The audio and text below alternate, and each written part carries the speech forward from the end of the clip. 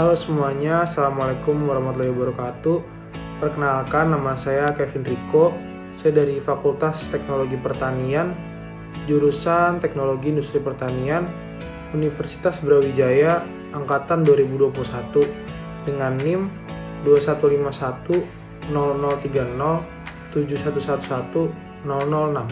Pada kesempatan kali ini, saya akan membahas tentang topik strategi pengembangan agroindustri beras yang ada di Indonesia. Nah, apa sih agroindustri itu? Agroindustri sendiri dapat diartikan sebagai kegiatan industri yang memanfaatkan hasil dari pertanian, perkebunan, peternakan, dan perikanan sebagai bahan bakunya, serta merancang dan menyediakan peralatan jasa untuk kegiatan tersebut. Lalu, apa itu beras? Beras sendiri merupakan bagian bulir padi yang telah dipisah dari sekam.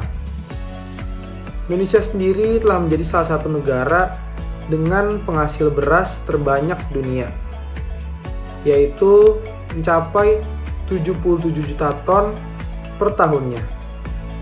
Tak heran, perhitungan rata-rata konsumsi beras nasional saat ini bisa mencapai sekitar 111,58 kg per kapita per tahunnya. Jawa Tengah menjadi provinsi daerah penghasil beras terbanyak yang ada di Indonesia, dengan luas lahan sekitar 1.679.479 hektar yang bisa menghasilkan padi sekitar 9.655.653 ton. Konsumsi beras di Indonesia juga mengalami peningkatan setiap tahunnya. Produksi beras di Indonesia juga banyak didominasi oleh para petani kecil, bukan oleh para perusahaan swasta ataupun negara. Namun, mengapa Indonesia masih banyak mengimpor beras? Apakah cadangan beras yang ada sudah mengalami keadaan urgensi atau masih baik-baik saja?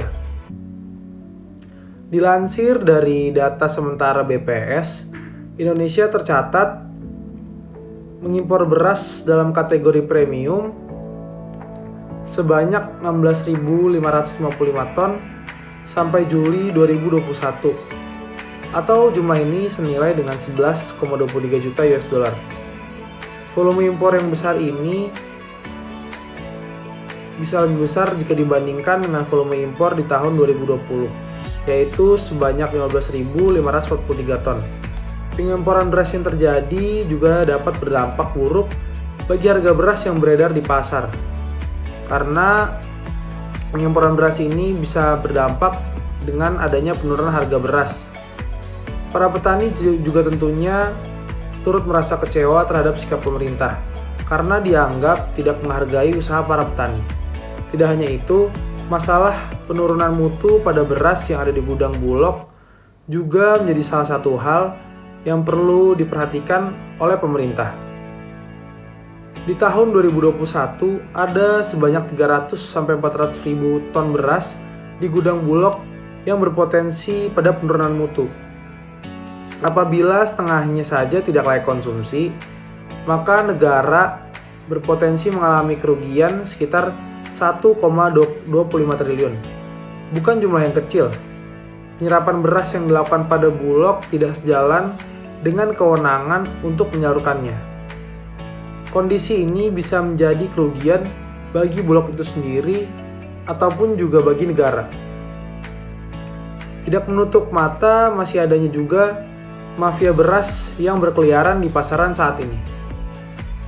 Hal ini membuat harga beras menjadi melonjak atau membuat harga beras menjadi tidak stabil.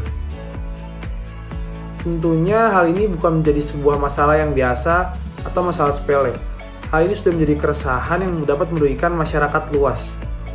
Adanya indikasi praktik penimbunan beras serta juga pengoplosan yang merupakan penyebab dari pelonjakan harga beras itu sendiri.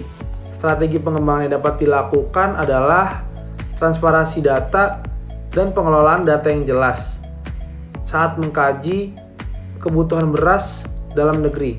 Apakah ada tanda-tanda urgensi dalam kebutuhan beras atau tidak, dan mengharuskan untuk mengimpor beras atau tidak. Selanjutnya, pemerintah juga dapat menggandeng para petani-petani kecil dalam upaya untuk menyejahterakan kehidupan para petani kecil.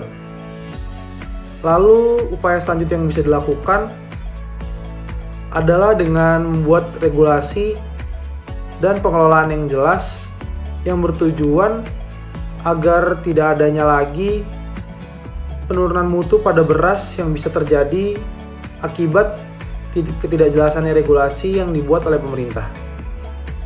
Sekian dari saya. Wassalamualaikum warahmatullahi wabarakatuh. Terima kasih.